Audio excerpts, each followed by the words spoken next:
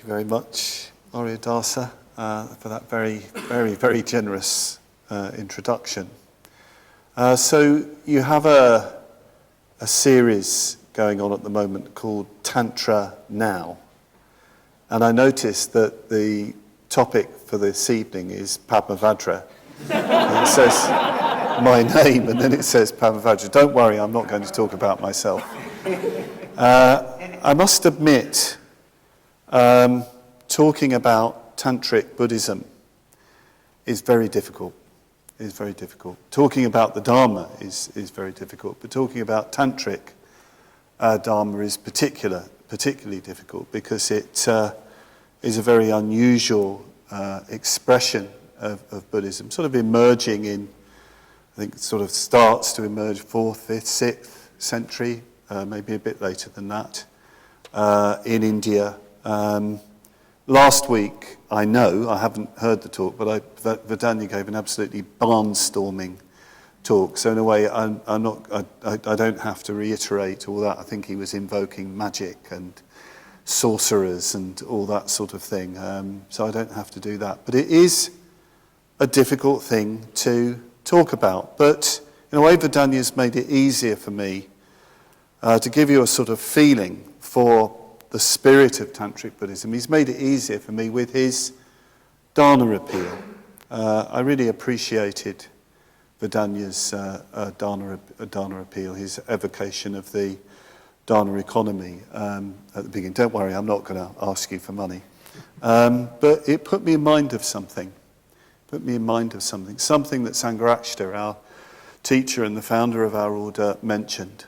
And he talked in one place about one of the times he was about to take what they call Tantric initiation. Tantric initiation is really important. You have a teacher, a guru, a Vajracharya, a Vajra teacher, and he or she, sometimes there are women teachers, they introduce you to a particular meditation practice or even cycle of practices through a ritual introduction to the meditation on a particular Buddha or Bodhisattva. And he was told by his friends that he was going to be initiated by one of the greatest lamas, Tibetan gurus of the last century, the great Jamyang Khyentse Rinpoche, and he was not just going to receive one initiation, he was going to receive 4 in one, with the Bodhisattva of Wisdom, Manjushri, as the main figure. And he was told, he was advised, his Tibetan friends and another teacher were advising him how you approach something like this. This is, very, a great, to be given an initiation by this teacher, but to be given 4 in one was a great gift. He was advised, it's expected in this tradition that you make a cash donation. You make a cash donation. Money, lucre, rupees. And this was a surprise to Bhante, to Sangharakshita, because in the other traditions he's been in, there was no sort of request for that. Yes, there's the culture of dharma, but you go to the Dharma teacher and you hear the Dharma. But no, it's expected that there's a cash donation. No amount was specified. He didn't say to his friend, well, how much? They didn't say how much. And he said, well, I had hardly any money. So he had to go through in his mind, well, how much do I value what I'm going to be given? How much do I really value it? Should I just give all the rupees that I've got and not worry for tomorrow? He didn't say what he did, but it said it's very interesting what goes through your mind. And of course, the Tantra, or the Vajrayana, as it's sometimes called, the way of the thunderbolt, what they're saying is, with a point like this, look, this meditation practice, this Dharma, this teaching is the quick way to liberation. This is going to accelerate your spiritual development. I mean, they even talk about enlightenment in one lifetime in the Vajrayana. How much do you value that? What are you prepared to give for that? What's enough? What's enough? So, listening to Vedanya, that came to my mind, how interesting that is. And it definitely isn't a payment. It's definitely not a consumer situation, because no, it might just be you give just 1 rupee. For some person, that might be all their wealth. But you give yourself as fully as possible. And if we want to understand the spirit of Tantric Buddhism, really understand what it means to follow Tantric Buddhism, and in fact, not just Tantric Buddhism, but the whole of Buddhism, all Buddhist practice, you have to be prepared to give absolutely everything. Absolutely everything. This can come as a bit of a shock. I mean, sometimes people take up Buddhist practice and it's something to sort of fit in to their life. And that's fair enough, when you're starting off. Everybody needs to benefit. You bring it in. But if you're serious, if you really want to follow the path to enlightenment, it is going to take all of you. There are tantric prayers where you're praying to your teacher, you're praying to your meditational deity, where you say things like that. I offer myself to you completely. I offer to you my heart, my chest, my lungs, my eyes, my ears, everything. You even have special tantric offerings which are a bit strong, like your heart, your brain, your entrails, incense of singed flesh. I mean, it's not literally. Don't take it. Don't do this at home, folks. But it's this spirit of completely giving yourself to the practice. This can be a bit, hard for us to take, but it is actually true. I've sometimes had the experience of somebody coming to me and saying, well, I want to take up meditation and Buddhist practice, but I don't really want it to affect my life. I like my life the way it is, but I'm interested in Buddhism, and so I'd like to, learn a bit of meditation and do a bit of study of Buddhism, but I don't want it to really affect anything. And I said, well, I really can't help you. If I started to teach you these things, I can't guarantee it won't do that to you. It won't change you, completely. And then you'll be upset with me. So you really do need to think again. So this is very much the spirit of Tantric Buddhism. And of course, who you give to, because it is going to be a person, is the teacher. This is the first thing I really want to talk about, or the second thing. The first thing really is this spirit of giving oneself completely to Buddhist practice. Perhaps when we have the groups later, that might be a discussion point for you. How much am I giving to my practice? How much am I prioritizing meditation? How much am I prioritizing study? And so on and so forth. It would be worth, investigating that, looking at that, just quite honestly, how far am I prepared to go? But in the Tantric tradition, the person you give to typically is the guru, the teacher. This can sound a bit, this can make us all feel very uneasy, because it can sound a bit cultish, can't it?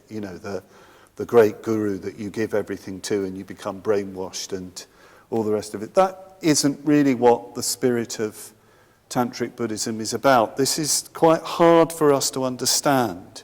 In a way, we're not ready yet for Tantric Buddhism in the West. In some ways, we're not ready for Buddhism. We're still working on creating the conditions for Buddhism, full Buddhism, if you like, because it requires a quality of reverence, faith, and devotion, which is very, very rare.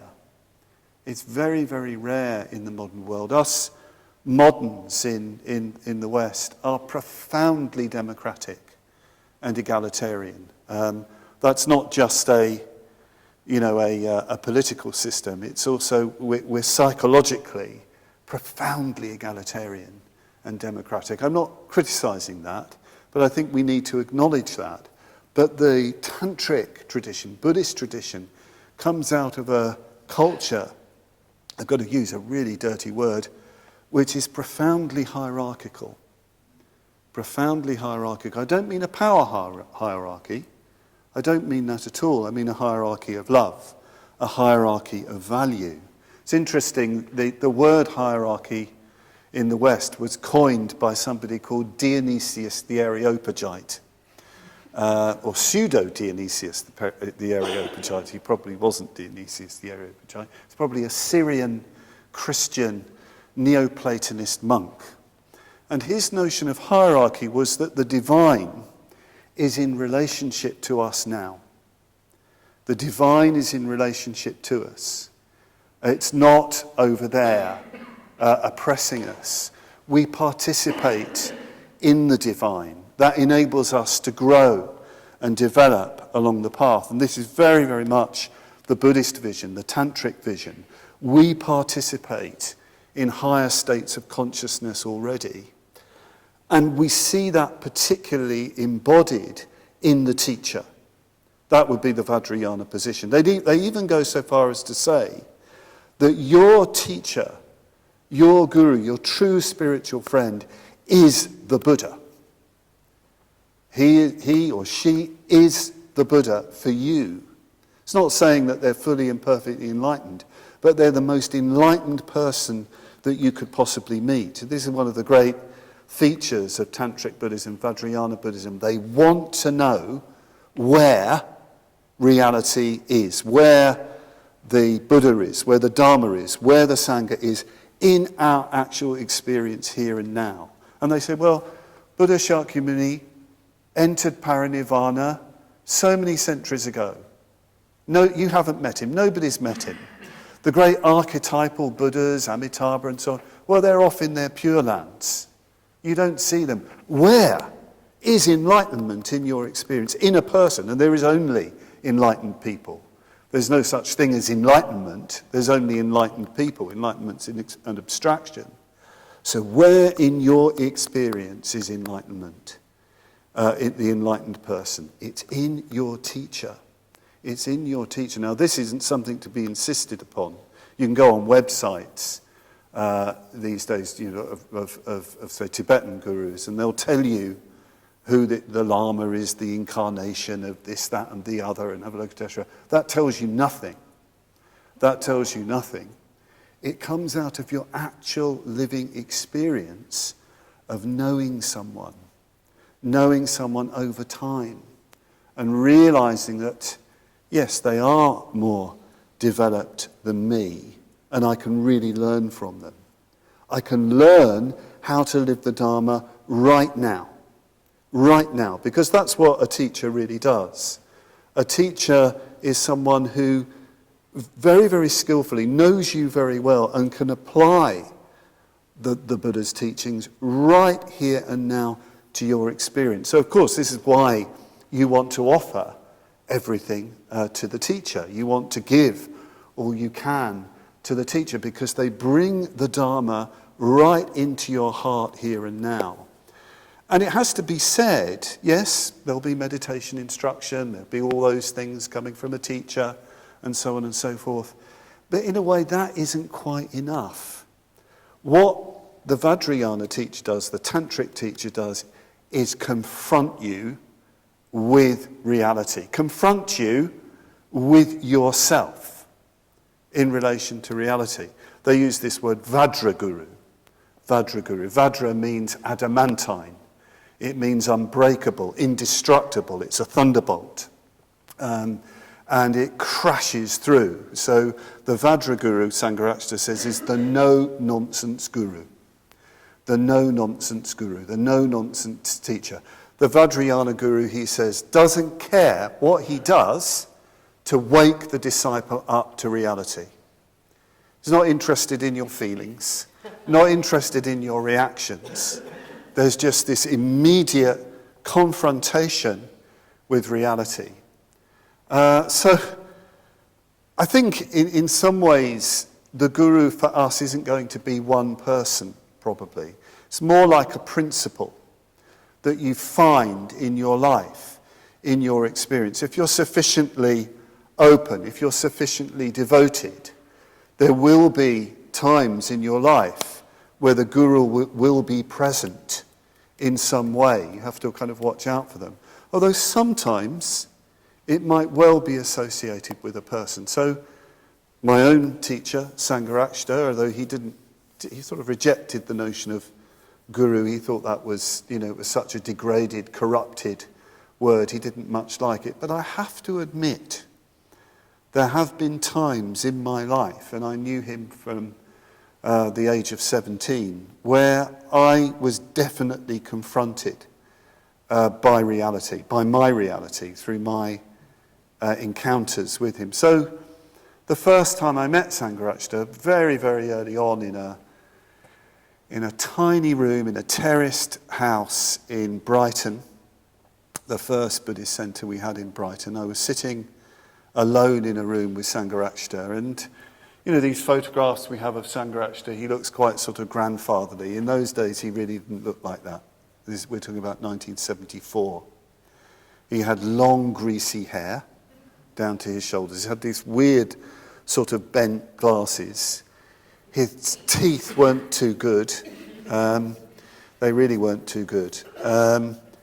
And he dressed, well, quite roughly, a kind of rough kind of jacket, kind of tweed jacket, and, a rather holey a jumper with holes. And he used to wear these great big boots as well, sort of working men's boots. So he quite a strange figure, usually a bit unshaven, and quite strange to be around. You didn't necessarily felt put at your ease. Very authentic, very much himself. Even thinking about being himself. And I was sitting in this room with him. I was 17. And I was sitting there, we were drinking tea, and he definitely wasn't putting me at my ease. He was just sitting, looking into space. And I was looking at him, looking into space in complete silence. He'd come to the centre to dedicate the centre and so on, and to see people. There he was, just looking into space. And I'm looking at him, feeling really uncomfortable, not knowing what to say, feeling really kind of self-conscious and weird, as you would at 17. When you're with, somebody who looks like that and who's a lot older, and you've heard all his lectures and all that, and you think he's your teacher, but it's all going a bit weird. So we're sitting there, and he leant over to the mantelpiece above the fire, and he took out an incense stick from a jar and proceeded to clean his ears, which isn't a very aesthetic experience. But what was very interesting for me was the thought that went through my mind was, what would my mum say? What would my mum say? And it wasn't like, it's a teaching. It was, what would my mum say? There was a kind of confrontation. I learnt, by the way, when I went to India, that's quite a common sight. People do clean their ears in India in public. They're quite unself-conscious about it. But it was a real shock. It was a real shock to me. I still don't really know what the teaching was. I'm still trying to work it out. But it was just, there was no, how can I put it?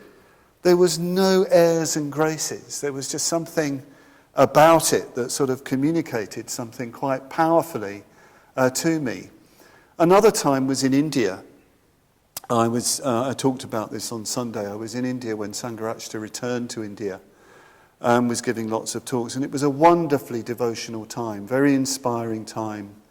And we'd come back from these wonderful lectures given to thousands of people, with all these wonderful garlands, and the atmosphere was so uplifting, and I was so moved. And I was Sangharakshita's attendant at that time, and I went into his room to put up his mosquito net and to make sure he was all right. And I wanted to express my feelings of gratitude and wonder at being with him. And I said, Bhante,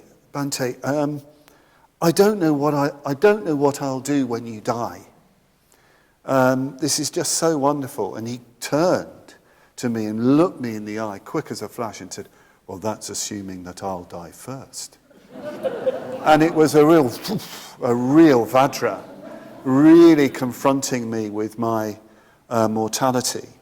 So this is what the teacher does. This is what the teacher does. This is what the Tantric teacher does. This is what any teacher does, really. They confront you with reality. I mean, there's all sorts of other interactions I've had with Sangharashta over the years. I can't go into all of them, but one of the things that was a very, very strong message to me was, and this is very tantric, was the need for me to take responsibility for my life.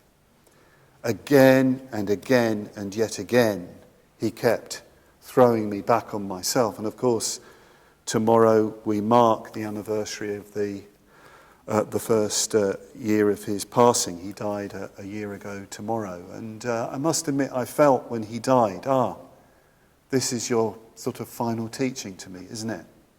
That it really is, you're on your own. Yes, you have a Sangha, a wonderful Sangha, but it's up to you now. I'm not here. It's over to you.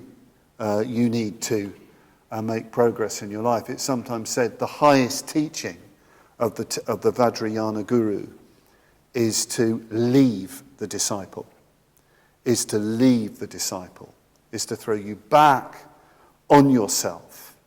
So this is, tremendously important. So perhaps you could think and reflect on, it might not be that there's one person like that in your life. Those times, those moments when you've been confronted with reality very, very starkly, perhaps confronted with your mortality, perhaps confronted with your conditioning, like I was, what would Mum say? Where you've been brought up against your very conventional way of thinking, where you've been confronted with a situation where you have to take responsibility for what's going on. You have to take responsibility for your development. That's a very kind of Tantric Buddhist way of looking at things. That's the teacher principle. So that's the first thing. I said when I started that when Sangharashta went to, when he went to take initiation, he was instructed, a cash donation is expected. And of course, what he was initiated into was a meditation on a particular form of enlightenment. In Buddhist tradition, especially Tantric Buddhism, enlightenment is personified. Enlightenment is a person, an archetypal person of great beauty and colour, with tremendous sort of symbolic associations. And it's said, this is called in Indian Buddhism, this is called the Ishtadevata, the greatly desired deity. In Tibetan Buddhism, it's called the yidam, the oath-bound figure, the oath-bound deity, because you make a sort of pact or bond with this figure. Again, this is very hard, perhaps, for people to understand. Why is this important? Why is this so central? And you're instructed, you're taught how to meditate on a Buddha or Bodhisattva, and you do that for the rest of your life. You do that daily for the rest of your life. That becomes the center of your spiritual practice. And of course, we have this in our own order. And, Sangharashta, when he ordained me, he initiated me into a mantra and taught me a meditation on a particular Buddha or Bodhisattva, which has been the center of my spiritual practice ever since. I do this practice every morning. I meditate on enlightenment on this form every morning. And the Tantric tradition says this is the Dharma refuge in your experience. So the Guru is the Buddha refuge in your experience. The Buddha or Bodhisattva that you regularly meditate on is the Dharma refuge in your experience. So we need to go into this again. What does this mean? Well, the Vajrayana people, the Tantric people say, well, the Dharma is made up of 84,000 heaps. There's 84,000 Dharma Skandakas. There's that many teachings. You're never going to know them all. You're never going to know them all. You're not going to understand them all. And how much experience do you actually have of this Dharma? You know, how much is it alive for you? So how do you make it real? How do you make it live in your experience? You have to find what you have a powerful emotional response to. This is what these Buddha and Bodhisattva figures represent. It's the Dharma that you have a powerful attraction to. This is really important. One of the main problems this is insight of Sangharakshita's, the central problem for most people, all people, in the spiritual life is to find emotional equivalence to intellectual understanding. It's a tremendous insight. Emotional equivalence to intellectual understanding. We know everything. We know everything. We know we should love everybody. We know that we should be a good person. We know, we know everything we need to know to get enlightened. Of course we do. You just read a few books and you know enough. Do we do it? No, we don't. Because emotionally, we're just not there. Our emotions need to move. They need to shift. And they need to be attracted. This is the point.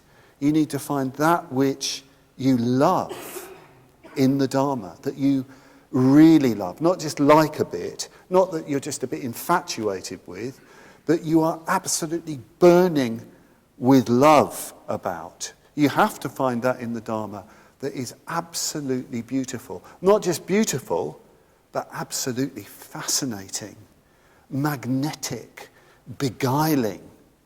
You know, like in the Sufi tradition, they talk about the lover, which is the practitioner, being like a moth that just cannot stay away from that candle flame.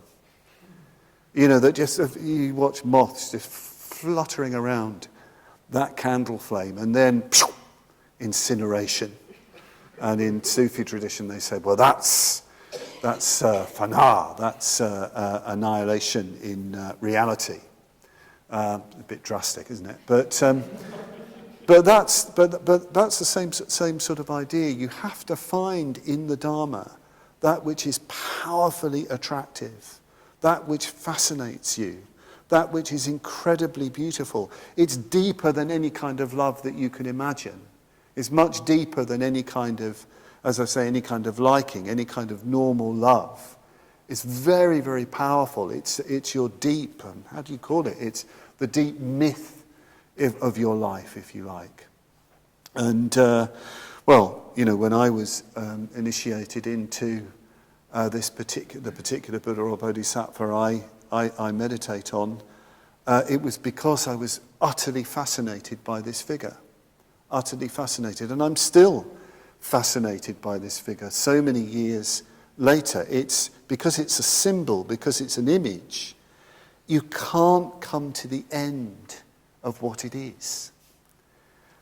With ideas, you always can come to the end of concepts and ideas. You can put them in your pocket. You've sort of mastered them. With images, with stories, with myths, you can't do that. They defy you. So it's very, very important to find in your Dharma life that which is beautiful, fascinating, wonderful. It's interesting, even in the Pali Canon, you get stories. There's a particular story of a character named Vakali, who was a young man who lived in the great city of Shravasti. And he saw the Buddha. He saw the Buddha one day begging for his food. He saw him and he fell in love with him. He just thought the Buddha was so beautiful, so incredibly beautiful. And the Buddha was very handsome. And he had a poise and a bearing and a dignity and a mystery. And, his quality of mindfulness was so attractive. I mean, if you really meet a real mindful person, it's very, very attractive. There's a kind of field around them of awareness. and his love and his quality. And this young man, Vakali, I've got to be with this man all the time. So what did he do? He became a monk. Didn't want to be a monk, but that's how he could be near the Buddha. And he was ordained. They took him on. I don't quite know how he passed, but anyway, he did. And he spent the whole of a rainy season retreat just being around the Buddha, just sort of gazing at the Buddha. It must have been, fortunately the Buddha's very equanimous, but, it must have been a real, a lesser person would have found it a real drag, following him around. And it's interesting, though, because at the end of the retreat, the Buddha said to him, Vakali, go away. You go into retreat and you meditate. And there was no discussion. It wasn't like, well, can I talk about my feelings, about that? Can we do a reporting in about it? No, into retreat. He was even having visions of the Buddha, the beautiful Buddha, and even the vision was saying, stop looking at me and meditate. So there you are, you've got that confrontation. But, of course, he was hooked. He was hooked by the beauty of the Buddha, the fascinating quality of the Buddha. And this is so important in our Dharma life, and a very important tantric principle. In Indian Tantric Buddhism, you've got the sort of legendary stories of the rise of Tantric Buddhism are really wonderful. These are the stories of the Siddhas, the Mahasiddhas, the great sorcerers. And their stories are so interesting because what goes on is that the Siddhas are usually people who very often they're people with an obsession. And they're from all walks of life. This is one of the big features of Tantric Buddhism. They come from untouchable castes, they're kings, they're robbers, they're liars, they're thieves, they're musicians, they're courtesans, all these different people. It doesn't matter what they are. The Vajrayana helps them to connect. So there's the famous story of a king. And a wandering siddha comes in and starts sort of abusing him and saying, I'm happier than you, I'm freer than you, you know nothing. And the king's getting really annoyed and wants to chop his head off, but he's intrigued that this man should come in, and they start talking, and he said, well, how can I be like you? I'm really attached to my jewellery and my wealth. I love jewels. So the siddha said to him, this unnamed siddha said, okay, that ring on your finger, I want you to look at that ring. I want you to meditate on that ring. I want you to concentrate on that ring. And of course, he's obsessed by this ring, and he starts to look at it, and it starts to get vast, and he starts to be full of Buddhas. So it's very, very interesting. He takes that attachment, that craving for jewels, and turns it into a meditation. And the king, of course, becomes liberated. There's the veena player, the old Indian instrument, the veena. The veena player wants to live a spiritual life, but he's so attached to his music. So the siddha says to him, it's okay, play your music, but listen for the unstruck sound. When you play your veena, I want you to hear the sound that is uncreated. What a teaching. You can imagine the absorption of the musician. Where's that sound that I haven't struck? Not made by any striking of any string, but which is there, the uncreated sound. All sorts of stories like this. A favourite one of mine is of this boy, this son, who's doted upon by his parents. They just keep feeding him. And he becomes so fat he can't get off his bed. He's the only son, and they just completely dote upon him. And they suddenly realise he's not going to be able to look after them in their old age. So they decide to just, hire some people to take him to the cremation ground on the edge of the village and just leave him there. So this poor, fat, hopeless, creature is taken to the cremation ground and is just sort of left there. Fortunately, there's a yogi, a siddha, who's there, and he says, well, what's happened? He said, well, my parents don't want me anymore because they've realised I'm not going to be able to support them in their old age, so they've just left me here. He said, but you've got to go and beg, otherwise you'll die. He said, well, I can't walk. He said, well, all right, can you meditate? And he said, well, as long as I don't have to get up and walk around, yeah, I probably could have a go at that. He said, all right, I'll get food for you, but you must meditate. You must practice. So he gives him, a teaching. Of course, because he's good at lying down and doing nothing, he can meditate quite well and gains enlightenment and so on and so forth. So these you get these stories of these people, but people are connected with that which fascinates them. So that's another thing to explore in your groups. What fascinates you? What enables you to really concentrate on the Dharma? What's beautiful in the Dharma for you? So important to find that. So I've talked about where the Vajrayana or the Tantric Buddhism find the Buddha. They find it in the teacher. They find the Dharma in the deity. What about the Sangha, the spiritual community, the third of the three jewels? Where is that in our experience? Well, they say it's found in a figure called the dakini.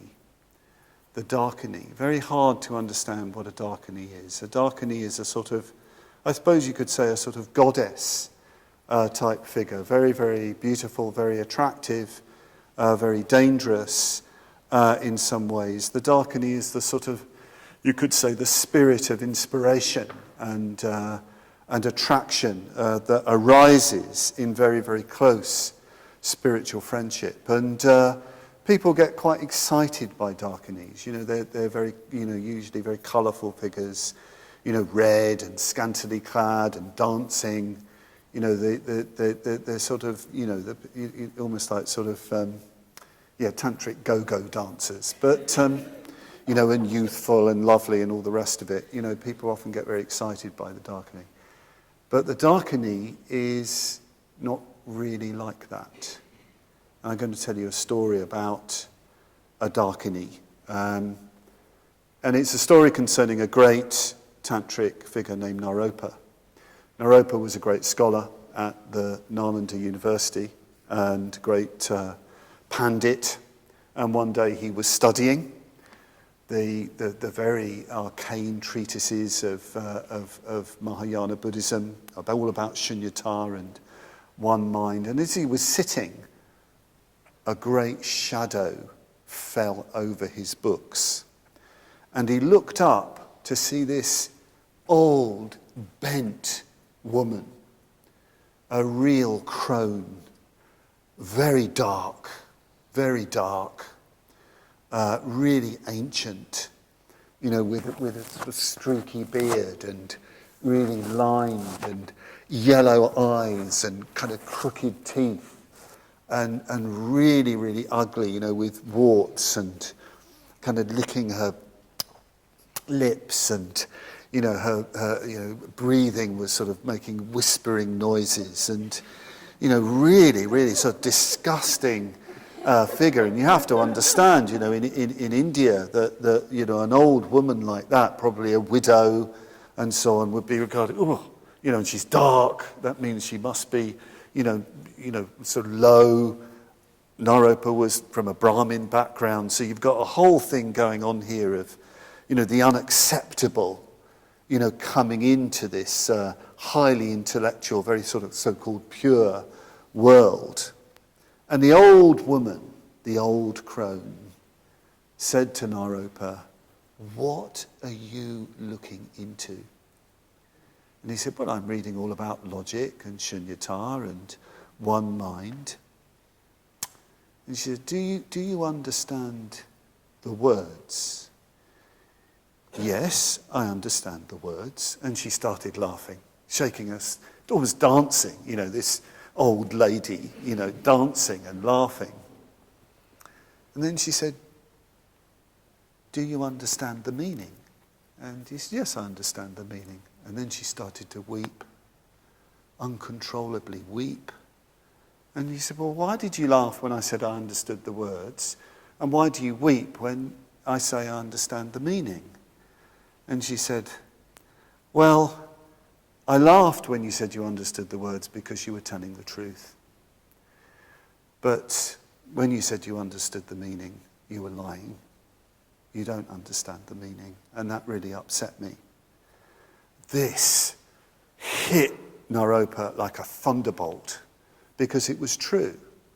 He was highly intellectual, highly skilled, had a lot of status in the great monastery of Nalanda, but here was this illiterate old crone revealing that in effect he knew nothing.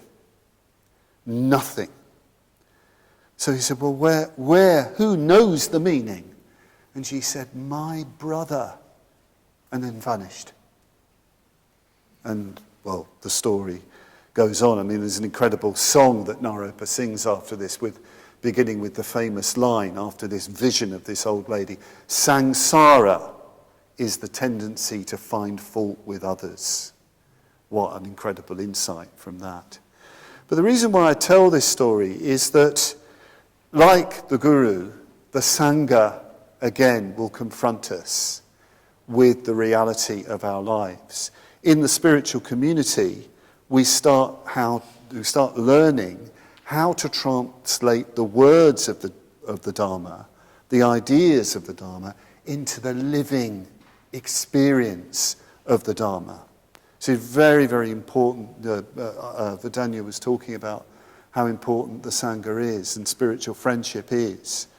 And it's through that medium, that we learn how to live the Dharma fully. We learn, for a start, to start overcoming our differences. Because one of the things about spiritual community is that we all come from different backgrounds. We all come from different conditionings. One of the really irritating things about the Buddhist spiritual community is that you end up with people that you wouldn't usually choose to be with. You wouldn't, because you're united by something greater than yourselves. And that's a wonderful thing, because you've got to transcend your separation. You've got to find a deeper meaning. You've got to go beyond the words of the Dharma into the meaning of the Dharma, which is really the celebration of spiritual community. I'll say something about that in a moment, just before I conclude. I had an encounter with a dakini. I think she was a dakini. It was in India, and it was in a town called Manmad. Manmad is a railway town. So it was a town that was built up as the railways were developed. It's a great junction town between the western and central railways, and the trains stopped there for a long time. And there's a lot of Buddhists in Manmad, and I was on a Dharma tour, and a big lecture was organised for me by all the different Buddhist groups and all the different political groups, Buddhist political groups. Massive, great program, very inspiring. And I talked a lot about spiritual community and a lot about harmony. I was told to by my friends, because they said there's a lot of factionalism in this town. So do give a strong talk about transcending differences. So I did that, and it was a very inspiring evening. The next morning, I was in, well, you could hardly call it a hotel. I don't know what you'd call it. It was a pretty sort of grim place, as you can imagine, in a railway town. And I was sitting on my bed having my morning tea with the person who was my interpreter. And this old lady came into the room. She was the cleaning lady, and she came in and was, that wonderful thing that Indian people do where they can squat right down, especially Indian women, and sweep while they're squatting. And she was mumbling in Marathi. And she was really emotional. And my interpreter was saying, go out with, and I said, no, she's telling us something. I want you to translate what she's saying.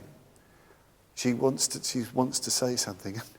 It was this amazing teaching. She said, people should do what you said last night. I was there. People should do what you said. We should all be like that. We should love each other. We should stop having arguments with each other. We should stop being in division with one another. We need to love each other. We need to unite. We need to be together. We need to follow the Buddha. We need to follow Dr. Ambedkar, the great leader who brought them into Buddhism. These words were pouring out, and she was weeping with emotion. It was incredibly powerful hearing this. And my interpreter was quite an intellectual person, and even he was getting quite affected by what she was saying. And I was very affected. And what affected me was that this illiterate, very poor old lady was speaking wisdom, was in that moment the Sangha, the spiritual community. And I told my friend Lokamitra about this encounter, and he said, that's really strange, because when I was in Man-Mad, I met that same old lady, and she said the same thing. I think she's probably still there. I think I'm going to have to go back to India and see if she's still there. There's this eternal old lady who talks to us in this way. And what I want to say about that is that we need to open to wisdom anywhere and everywhere. This is another meaning of dakini. Dakini is the sort of the wisdom principle. She's the Sangha principle, but she's also the wisdom, the lady of wisdom. And she can be anywhere and in anybody if you're open to it. Be open to anybody. Learn from anybody and any situation. Find that spiritual companionship anywhere. I want to end, though, by talking about, I said I wanted to say something about celebration. The Vajrayana has a particular vision of spiritual community. They call it the Gana, or the Kula. Sometimes they call it the Vajrakula, the no-nonsense community, a very, very tight-knit, close community where everybody is completely real with one another, even naked, spiritually naked with one another. But it's also called the Gana. I love this word, Gana. It's very hard to translate Gana, like the body of people. And the Gana is united around a particular teacher, a particular set of practices, and they have a particular way of coming together called the Gana Chakra, the circle of the Gana. And this is where they get together to do puja and to sing songs, and it's to celebrate the wonder of the Dharma life. This is one of the great things about the Vajrayana, about Tantric Buddhism. It's all here and now. It's all here and now. Reality is here and now, if you could but wake up to it.